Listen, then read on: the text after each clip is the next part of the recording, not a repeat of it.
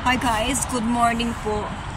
Diyos ko po, lalong lumalamig at lumalamig dito sa amin. Ayan, tingnan yung damit ko. Balot na sa sobrang lamig.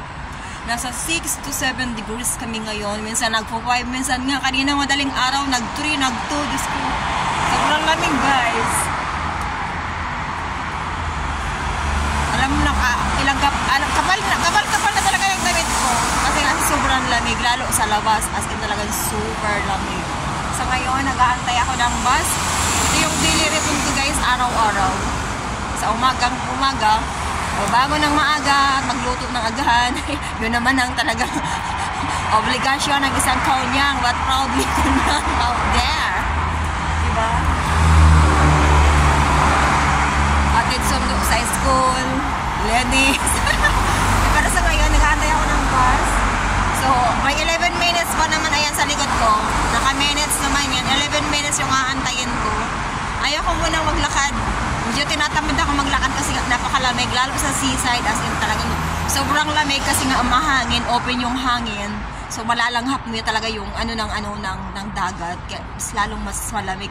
Kasi kami tabing dagat kami kaya napakalamig. Mas malamig dito sa bandang mga seaside kaysa dun sa mga gaya ng North Point, medyo hindi masyadong malamig.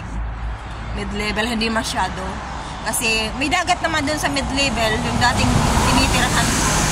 Pero hindi masyadong malamig na ganore. Kung sa bagay nung kasing magkapanahunan, nung nakaraang amo ko, medyo yun, hindi ako lumalabas ng bahay. Ngayon lang, ito yung pangatlong amo ko na talagang lagi-lagi ako sa labas. Kaya talagang nalalanghap at talagang feel ko yung winter. Ngayon talaga sobrang feel ko yung winter kasi nga lagi akong sa labas, bera ako sa loob ng bahay. Kasi nga yun naman ang obligasyon ko, hatid sundo ng bata sa school. Hindi lang yun guys, sa bagay, konyang tayo. Ako pala, konyang ako. So all around naman. So but proudly present konyang out there. Diba guys? Pero syempre, dito naman ako kumikita. Siyempre, masaya naman ako.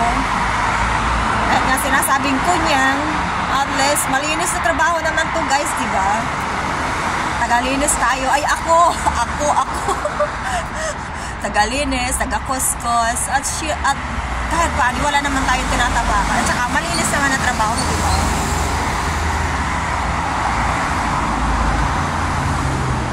Medyo huminto ako kasi nga may dumaan.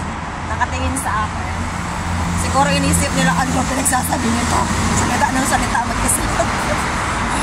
Yung gusto ko sa bibig ko, lumalabas na kasi sobrang lamig. Grabe yung lamig talaga, guys. O, halos umuusok na yung bibig ko. Sobrang lamig. Feel na feel. Guys, thank you so much alam mo guys, lagi akong gumising. Late na akong gumising kasi nga sa lamig. Nakakatamad bumangon. Ang sarap matulog. Guys, thank you so much po. Magpapaalam na ako. Bye-bye.